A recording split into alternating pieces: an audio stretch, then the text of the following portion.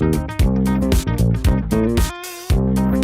vous invite à suivre mon émission qui est La cause des conflits dans les foyers. Il passe tous les jeudis à partir de 12h30. Je vous invite à cette émission. Dieu vous bénisse. Shalom.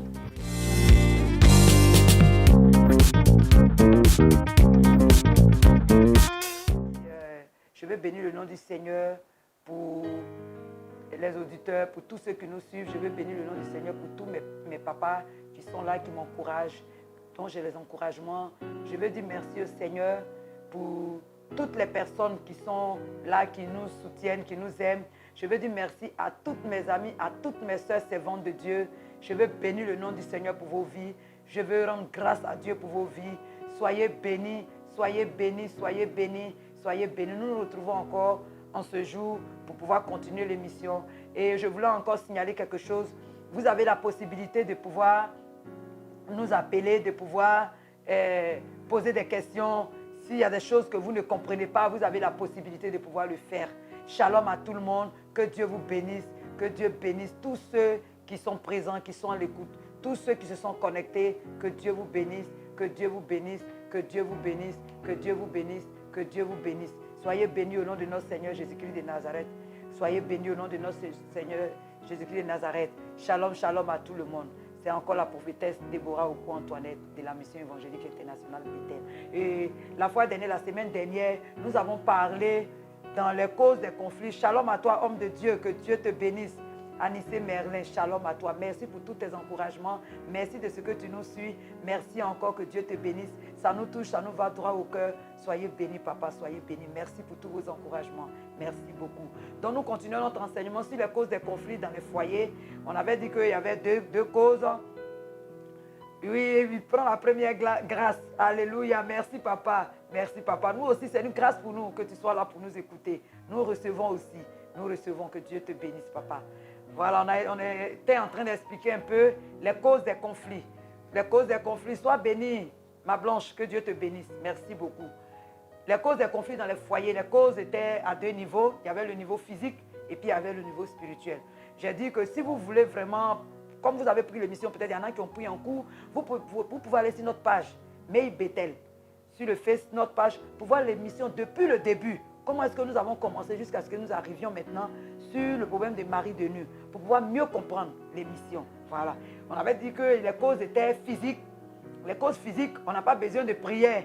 Voilà, on a besoin d'un bon conseil ou bien de bons conseils. On a besoin d'être attentif. On a besoin de bien regarder autour de nous et puis pouvoir être transformé. Les causes physiques, on avait dit, il fallait mettre beaucoup d'atouts de notre côté pour pouvoir gérer son amour, son couple, pour pouvoir réussir le mariage. Tout n'est pas spirituel.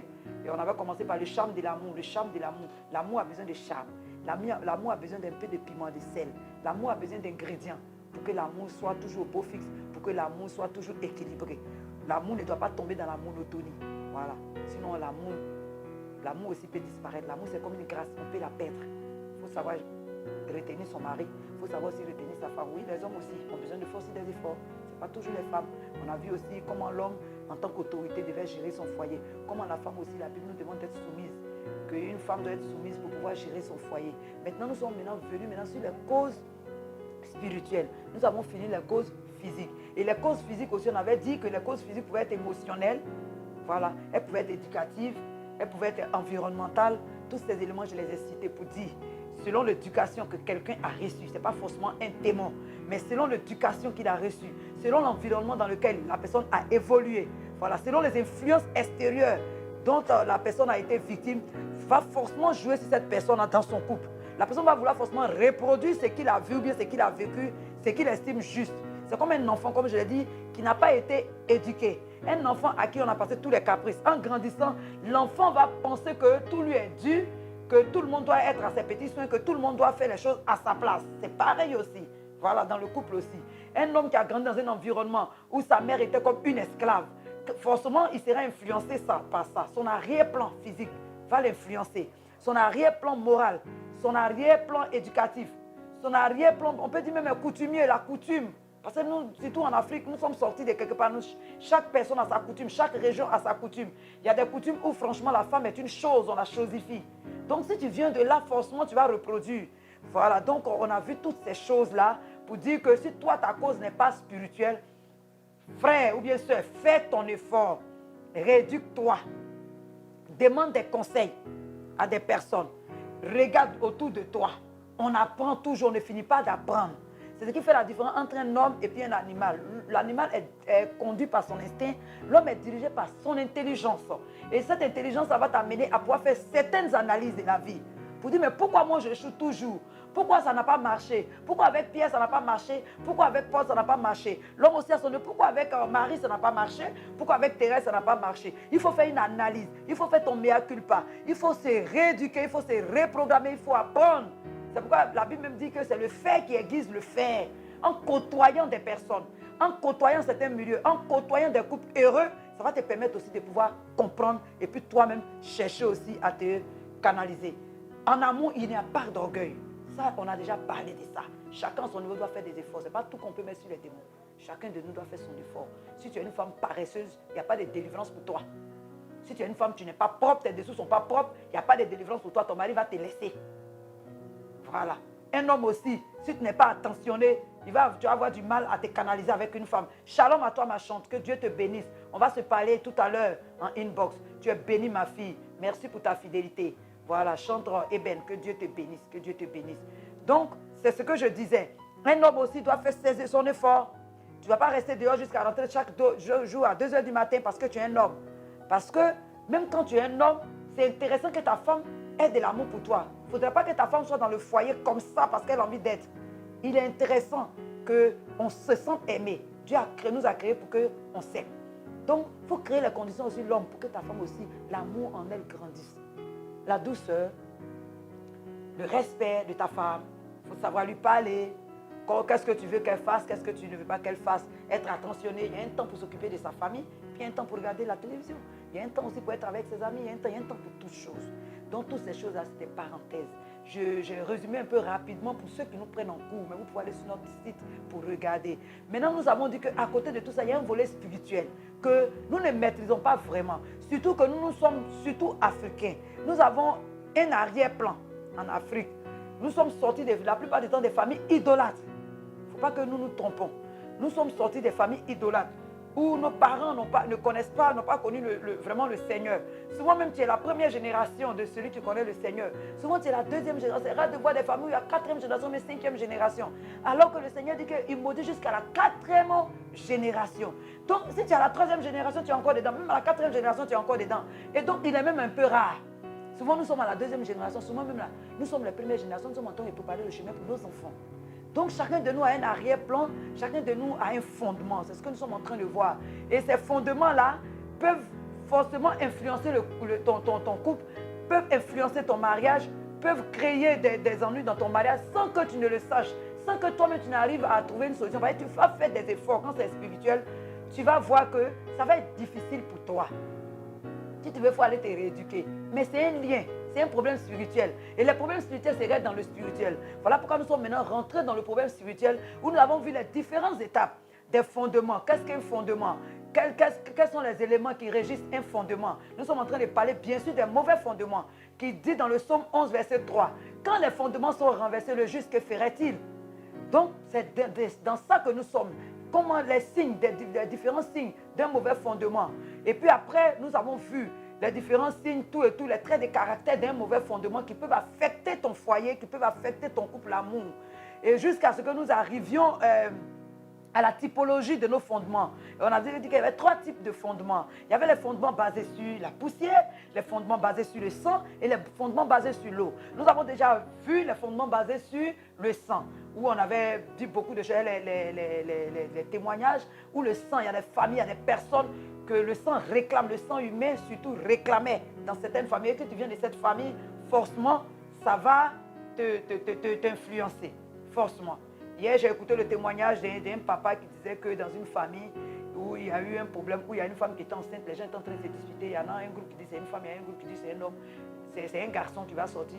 Et puis ils ont dit, bon, on va éventrer pour voir qu'est-ce qui va sortir. C'est comme ça que ça se passait avant dans nos familles. C'était sans loi, il n'y avait pas de loi, il n'y avait pas de règles.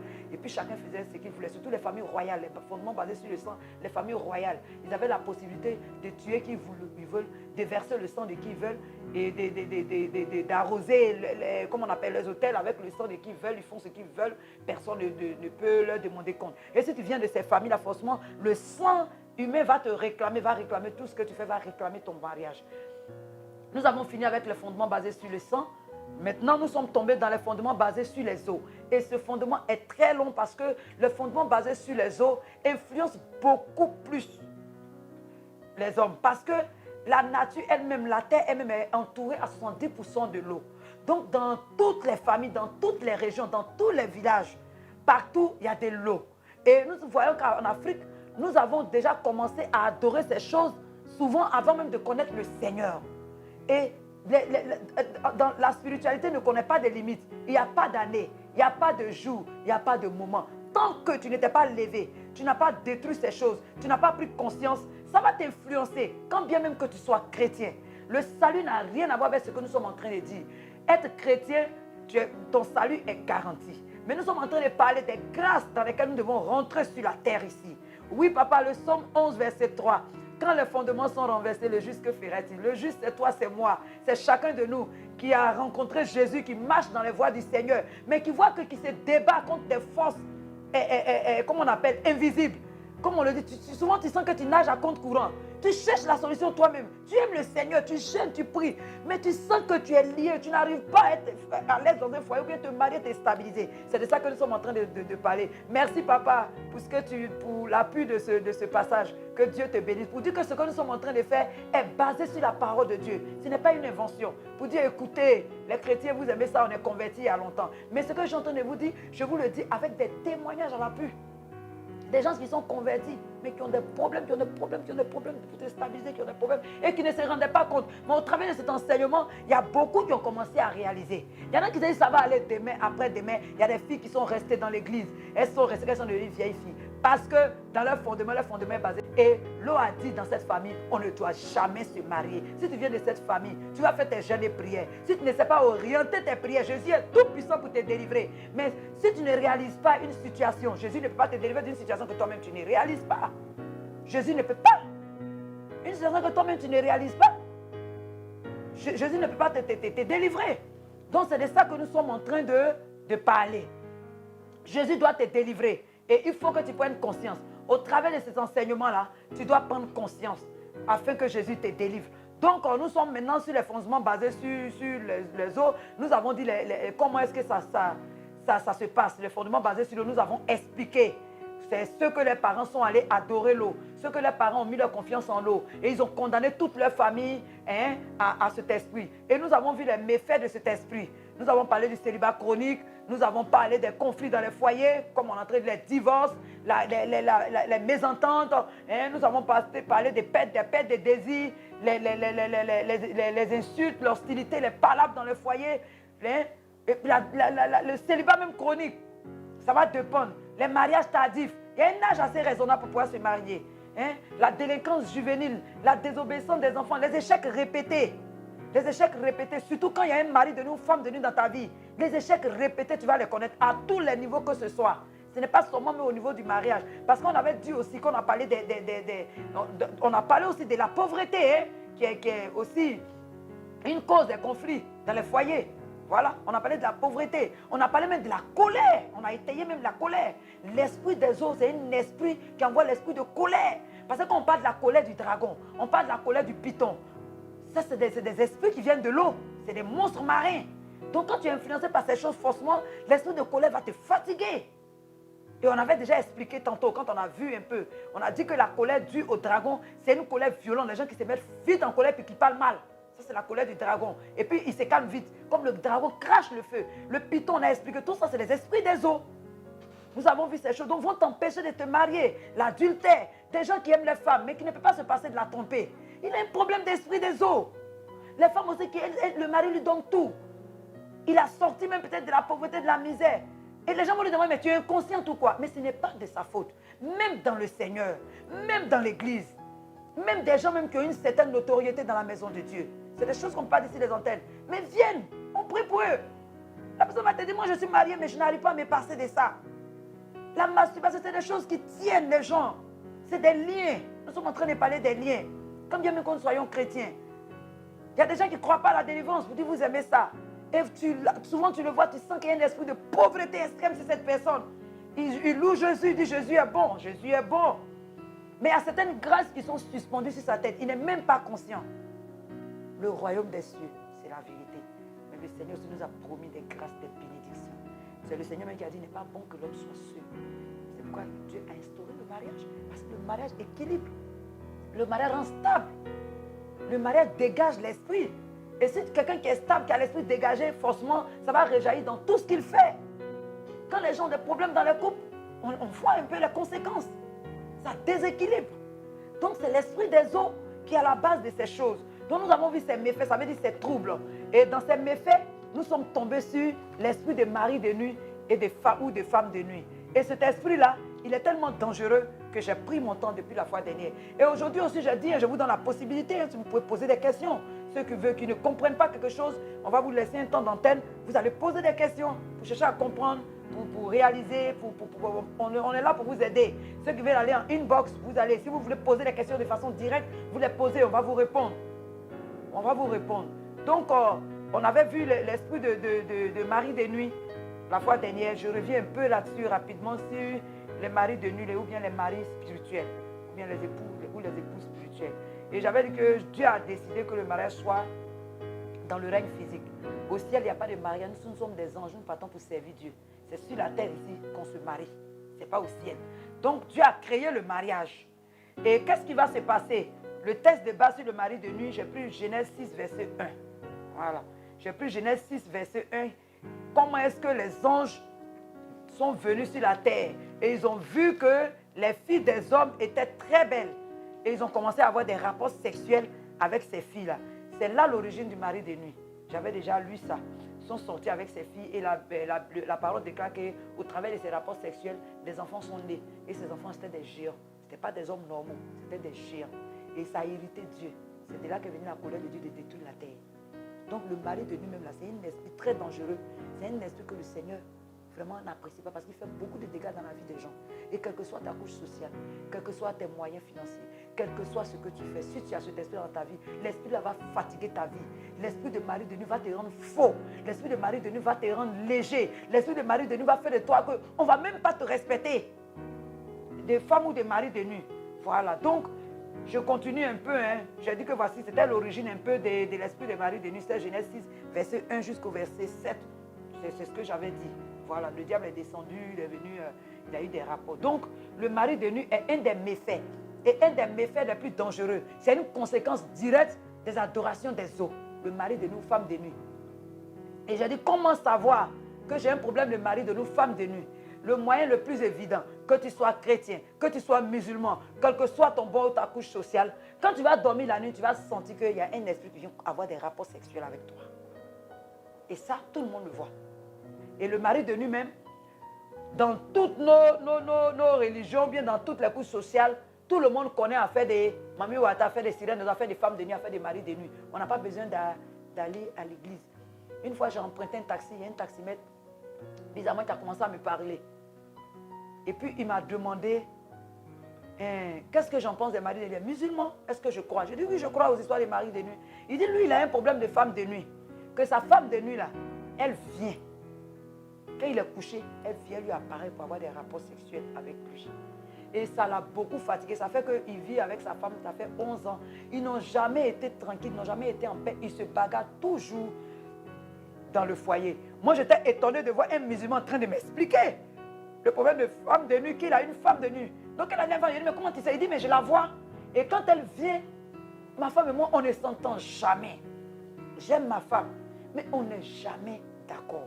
On se bagarre tout le temps. Il dit jusqu'à ce qu'un jour, comme chacun a ses moyens de bord pour pouvoir se chercher. Parce que quand tu as un problème spirituel, c'est ce qu'on va dire. Les problèmes spirituels ne peuvent pas se régler dans la chair, dans le physique. Donc chacun cherche la solution comme il peut. Parce que tu sais que tes forces ne peuvent pas.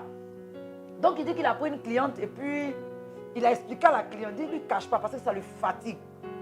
Et puis la cliente, on dirait que c'était une femme qui maraboutait. Et puis la cliente lui a dit, elle a garé quelque part, elle lui a donné une potion, elle lui a dit de mélanger ça au beurre de karité, de se frotter avec, je pense qu'avec sa femme aussi, que l'esprit va les laisser tranquille. Il dit, depuis qu'il a fait, il ne la voit plus. Quand elle veut rentrer dans la maison, elle n'arrive plus à rentrer. Mais ce qu'il sait, c'est qu'elle attaque ses finances, qu'il n'arrive pas à garder de l'argent, que l'argent ne reste jamais avec lui. Il a des difficultés dans ses finances. Il n'arrive pas à garder de l'argent. Il a des difficultés. Donc vraiment, ça le fatigue, ça le fatigue. Donc j'ai profité, je lui ai dit, oui, moi je suis chrétienne, je suis pasteur, que nous aussi nous connaissons ça chez nous. Donc j'ai essayé de l'exhorter, de l'évangéliser. Je veux dire que nous aussi, nous prions par rapport à ça. Vous, chez vous, quand c'est chez vous, partez voir des imams pour prier pour vous. Nous aussi, chez nous, nous allons voir des pasteurs pour prier pour nous. Que c'est un esprit qui fatigue tout le monde. Donc, tout le monde connaît cette histoire des femmes de nuit, de maris de nuit. Parce que c'est l'esprit qui apparaît le plus aux hommes. C'est l'esprit qui rentre beaucoup plus en contact avec les hommes. C'est l'esprit qui côtoie facilement l'être humain. Et il est physique.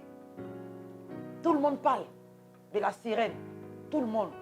Donc, comme je l'ai dit, le mari ou femme de nuit est un esprit très dangereux. Donc, la façon la plus facile de savoir que tu es un esprit de nuit, de femme ou de mari de nuit, tu vas le voir ou bien tu vas la voir dans tes rêves. Il va venir avoir des rapports sexuels avec toi. Il va venir coucher avec toi d'une manière ou d'une autre. Et ça va varier. C'est selon l'intensité de l'alliance qui a été tissée. Selon les paroles qui ont été données. Selon les pratiques qui ont été faites. L'autel sur lequel cet esprit a été fait. Qu'est-ce qui a été donné, dit comme parole. C'est selon ça. Il y a des familles qui sont allées beaucoup plus loin que d'autres familles. Il y a des familles qui ont adoré cet esprit-là pour devenir riches. Il y a des familles qui ont adoré cet esprit-là pour avoir des enfants. Donc ça va dépendre de la famille d'où tu viens. Si vous êtes né, tu es né de ça. Si tes parents sont allés consulter cet esprit-là pour que tu vois le jour, pour que tu naisses, forcément cet esprit-là, tu vas avoir un problème de mari, parce que cet esprit-là va venir te marier. Cet esprit-là va te marier, cet esprit-là va faire de toi sa femme ou bien son mari, il va régner, il va présider à ta destinée. C'est l'esprit qui décide de ce que tu dois faire, même de tes humeurs. Donc j'ai dit que le moyen le plus évident, c'était dans les rêves. C'était le signe évident. Voilà. Et quand tu trouves son plaisir dans ce qu'il fait avec toi, Allah, il devient très jaloux. Il ne va plus te lâcher. Il ne va pas te lâcher. Il est très jaloux. Il va te contrôler. Il va te suivre partout. Quelqu'un qui va t'approcher va avoir des problèmes avec cet esprit-là. Va avoir des problèmes. Donc, il va t'empêcher de te marier. Il peut même causer la mort de ton partenaire. C'est pourquoi vous allez voir des personnes, quand elles se marient, le partenaire meurt. Ou la partenaire meurt. Il y a des gens comme ça. C'est que c'est un signe, la personne a un problème de femme de nuit, a une alliance forte avec cet esprit-là. Soit c'est la personne elle-même, ou bien soit c'est la famille qui allait faire, et cet esprit-là s'est incarné en la personne. Donc tu vas voir qu'il y a des personnes, parce que le mari de nuit, là, il est dangereux. Il va venir, il va tuer la personne. Il va te dire, laisse mon mari, bien laisse ma femme. Il y a des personnes, même quand tu t'en vas dormir chez elle, l'esprit-là même t'apparaît, tu le vois. Il vient te menacer pour dire, je ne veux plus te voir ici. On a des témoignages comme ça. On a plein de témoignages comme ça. Il va te menacer. Il va te menacer. Donc, il va tuer tes partenaires. C'est un esprit de destruction, le mari de nuit. Je l'ai dit ici. Et puis, il cause la mort financière dans la vie des personnes qu'il a mariées. Ou, comme j'ai dit, la mort physique et puis la mort aussi financière. Tu vas avoir des difficultés financières. C'est-à-dire que dès que tu as décidé de te marier, tu vas voir que tout va commencer à se compliquer sur toi. Tu vas commencer à avoir des difficultés. L'esprit là va bloquer tes finances. L'esprit de mari de nuit, de femme de nuit bloque les finances. Et ceux qui ont ça là souvent, quand tu dois aller même faire un entretien de travail, je l'ai dit, souvent tu vas le voir en songe, bien tu vas la voir en songe. La nuit, l'esprit va venir te visiter. Dès que l'esprit t'a visité là où tu dois faire un entretien, tu ne vas jamais marcher. L'esprit de mari de femme de nuit sème tes blocages. Parce que si tu travailles, tu auras les moyens de te marier. Donc c'est relatif. C'est un esprit de destruction, de blocage. Il va bloquer tout ce que tu fais. Donc, j'ai dit aussi que cet esprit-là, il est très jaloux. Voilà. Et j'ai dit que, à part voir dans les songes les rapports sexuels, il y a aussi d'autres signes que j'ai dit. Voilà. Tu vas faire des songes où tu vas voir que tu t'es marié. Tu es marié. Il y a des gens qui songent et puis ils ont une autre vie. Ils sont mariés. Quand ils font les songes, souvent, ils voient qu'ils sont mariés. Ils ont des enfants. C'est que tu es marié dans le spirituel. Il y a des enfants spirituels qui sont nés. Comment physiquement tu peux enfanter? Voilà d'où vient le problème de ta stérilité. Il y a des personnes, quand tu fais les démons, tu vois que la personne est en train d'accoucher, la position que la personne prend. Donc, quand tu as fait des songes, que tu te vois, même si tu ne vois pas le mari de nuit, ça ne veut pas dire que l'esprit n'est pas là. C'est pourquoi j'ai expliqué d'autres méfaits la fois dernière. Voilà. J'ai expliqué d'autres méfaits. J'ai expliqué d'autres méfaits. Donc, j'ai dit que les caractéristiques là, comment les reconnaître à part les songes, c'est tu as des enfants en songe. Tu as des enfants, ou bien tu te vois en grossesse en songe.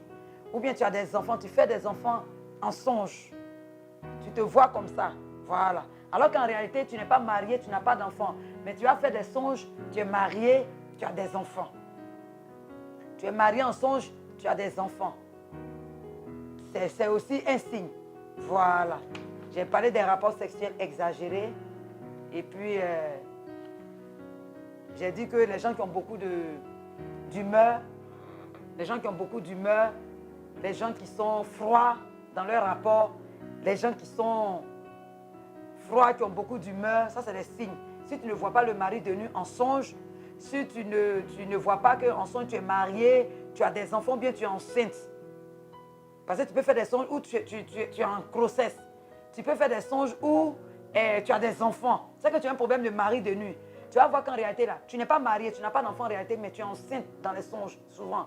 Ou bien, tu as des enfants. Quand tu fais des songes que tu as des enfants sur ton dos, tu es en train d'allaiter. Ce n'est pas bon. C'est que tu as un problème tu es marié spirituellement. Et cet esprit-là va te rendre stérile. Tu allaites souvent en songe. C'est que tu as des enfants spirituels. Il faut prier pour te séparer de ces enfants-là. Et les gens qui ont beaucoup d'humeur, des gens qui sont compliqués, difficiles, comme on le dit, des gens qui sont invivables, ont un problème de femme de nuit, de mari de nuit. Il est déjà marié spirituellement. Et le mariage spirituel est plus important que le mariage physique. C'est dans l'invisible. Donc tu vas voir que physiquement, cet homme-là, tu vas te sentir un peu de trop. J'ai déjà cité tous ces signes-là. Avec lui, tu te sens un peu trop de trop. Il a trop de principes. Voilà, il a trop de principes. L'orgueil. Il ne sait pas s'excuser. Il a d'autres... comment on appelle ça? Il a d'autres, comment on appelle, sources de motivation quoi que toi. Il a d'autres sources de motivation. Voilà. Il a d'autres sources de motivation que toi. Tu vas voir qu'il est souvent, c'est un homme qui est souvent indifférent. Et puis, j'ai dit aussi que il ne faut pas te voir enceinte dans les songes. Si tu te vois enceinte dans les songes, il faut refuser. Ce n'est pas normal. Ce n'est pas normal pour les femmes. Même un homme, tu peux faire des songes et puis tu as des enfants. Tu es marié, tu es dans un foyer. Ce n'est pas normal. C'est que tu as un problème de femme de nuit ou de mari de nuit. Et cet esprit-là, quand il vient pour troubler le foyer. Il vient pour envoyer des problèmes dans le foyer. Il vient pour troubler tout ce que tu fais. Il trouble ton foyer, il envoie des problèmes, il vient créer des ennuis dans ton foyer. Donc, j'ai expliqué ces choses-là. Et l'esprit de mari de nuit aussi est venu du fait que, j'ai dit que les esprits, il y a une partie qui est partie dans l'eau et puis une partie est partie sur la lune. Voilà, une partie est partie sur la lune.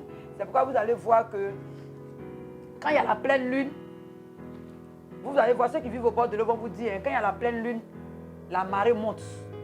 Parce qu'il y a une connotation, il y a une connexion entre la lune et puis l'eau. Il y a une partie de l'esprit des eaux qui allait se mettre sur la lune.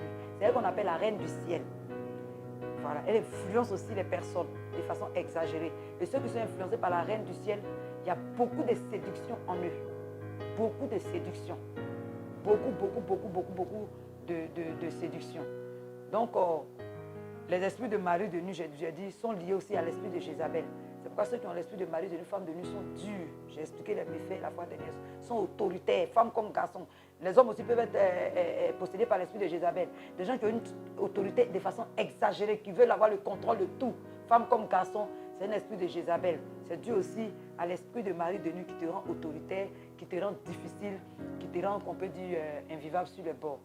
Donc, je dis que les manifestations aussi des maris de nuit, vous voyez, vous pouvez voir les méfaits de l'esprit des eaux séparés. C'est les mêmes choses. Voilà. Et que c'est pourquoi vous voyez qu'en période de pleine lune, ceux qui ont fait le village vont voir que c'est en période de pleine lune qu'il y a beaucoup de...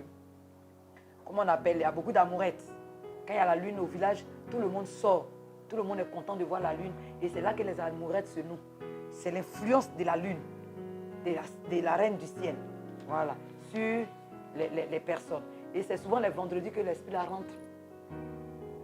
Je peux dire qu'en effusion, c'est les vendredis, souvent. Vénus. Donc la femme et le mari de nuit rentrent vraiment en contact avec les gens. Donc voilà un peu ce que je peux dire. Et comment le combattre? Il faut le combattre. Parce qu'on est en train de, il faut le combattre. Comment le combattre? D'abord même là, il faut faire la repentance. La repentance veut dire quoi? C'est reconnaître, avouer et délaisser. Il y a 3 éléments dans la repentance. Donc il faut d'abord que toi-même tu réalises que tu as ce problème-là dans ta vie. Il faut que tu réalises que tu as ce problème-là dans ta vie. Il faut réaliser que tu as ce problème-là dans ta vie. Et la repentance, tu vas prendre le livre de Luc, chapitre 1, verset 73 à 75. Voilà. Tu vas demander au Seigneur de te libérer.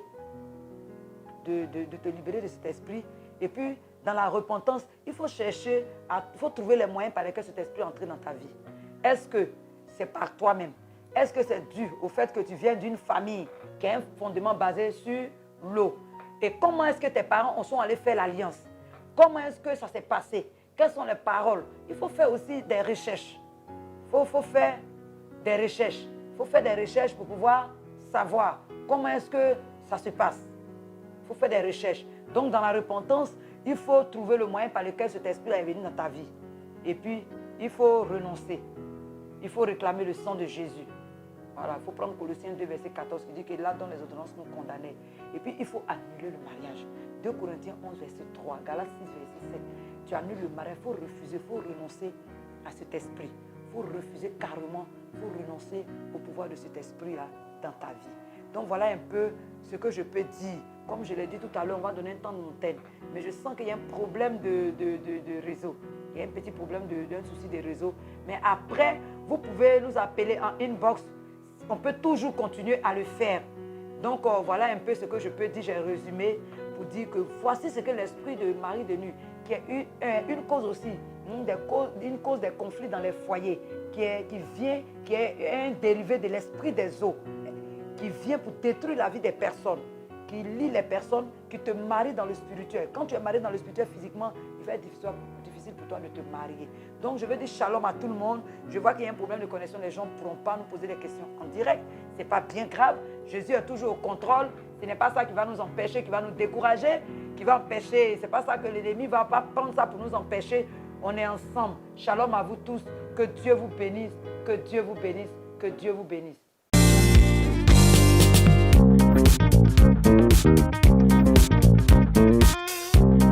Je vous invite à suivre mon émission qui est La cause des conflits dans les foyers. Il passe tous les jeudis à partir de 12h30. Je vous invite à cette émission. Dieu vous bénisse. Shalom.